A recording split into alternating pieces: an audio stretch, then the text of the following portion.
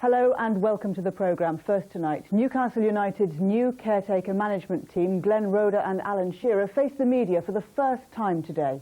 It follows yesterday's sacking of former boss Graham Souness. Well, our sports reporter Andy Kerr was at the news conference and he joins us now live from St James's Park. Andy.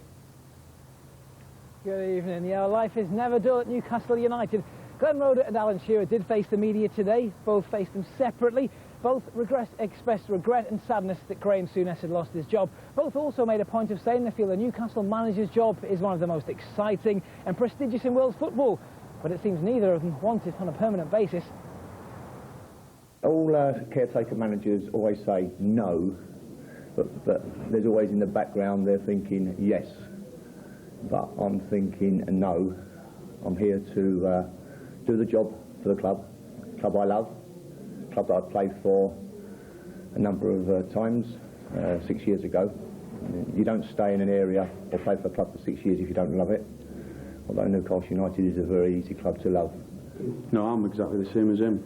I'm not ready for it. I think it requires an experienced man. I haven't got that experience yet. I'm still doing all my coaching badges. I'm halfway through my A licence, and then we'll move on to the last one when that's complete. But no, I'm not ready for it yet. So Andy, the question is, who exactly is in charge at the moment? Is it Shearer? Is it Roeder? It's a very good question. The answer would be Glenn Roeder. He's very much in charge of the team. He'll pick the side to face Portsmouth at the weekend, choose the tactics. Alan Shearer will be the centre forward. Don't forget though, Alan is the player coach, or was the player coach anyway. So what Glenn Roeder doesn't particularly know is about the character in the team. Doesn't know the players too well. He was the academy manager. That's where Shearer will come in handy. What Shearer has said though is, as player coach anyway, this change to assistant manager won't change his role that much. Well, I don't know about new role. I mean, nothing will change that much for me. I've had the title of player coach anyway for the last few months since I signed my new contract. So. That won't change. Glenn will, if he wants to, will bounce his ideas off me as much or as little as he likes, as did Graham. But Glenn's up there. Glenn will be picking the team and choosing the tactics. As I said, the best way for me to assist him is to go out and put in performances, and that will help us climb the league table. Now, Andy, Shearer and Roeder, they've ruled themselves out of the job, the managerial job, full-time. But the question is, of course, who's going to get it? That's another good question. I've got a list in front of me, and we're talking about people like Martin O'Neill, Sam Allardyce, even Mick McCarthy. But Siobhan Casey's been having a look at the full list of runners and riders, and also just why Freddie Shepherd has to get it right this time. So, an empty desk at Newcastle United, and the team manager is certainly changing. But who are the main favourites to take over the boss's chair?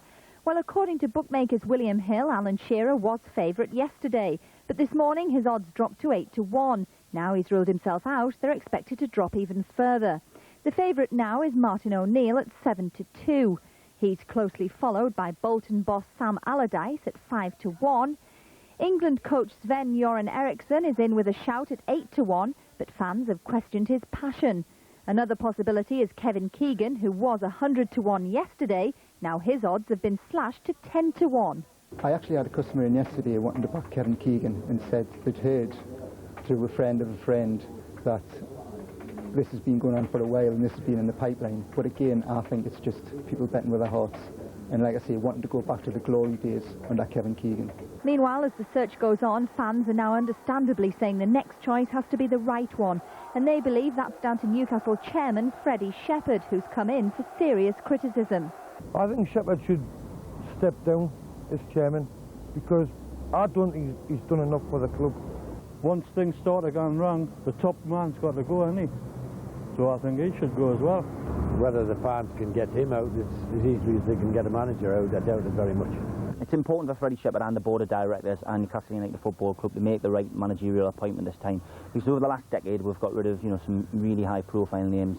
After Souness, Bobby Robson, Hullett, Dalglish, huge names in the game, and none of them have been able to bring success to Newcastle United. And what we're looking for now is stability. So is Mick McCarthy the man to do it? He's 100-1, prompting cruel taunts that he could take 2 Premiership clubs down in the same season. Then the real outsiders are Geordie duo Anton Deck at 1,000 to 1. Mind you, with the ratings they get on a Saturday, maybe they wouldn't be a bad option. Siobhan Casey, ITV Tyne Tees. Anton Deck, I wonder if that's worth a few quid. I'll tell you what might be worth a few quid, and just a new name that's been added to the list very lately, is that of Luis Felipe Scolari. His odds have tumbled with bookmakers. In fact, some bookies now make him the favourite. The former Brazil and Portugal coach, of course, won the World Cup with his home nation. That's the size of character Freddie Shepherd's looking at. If he comes here, interesting one, very much so. That's the size of the task Freddie's looking at, but as we said, Freddie must get it right this time. Indeed, Andy, thank you. Well, what do you think? Who would you like to see take over at St James's? You can let us know right now.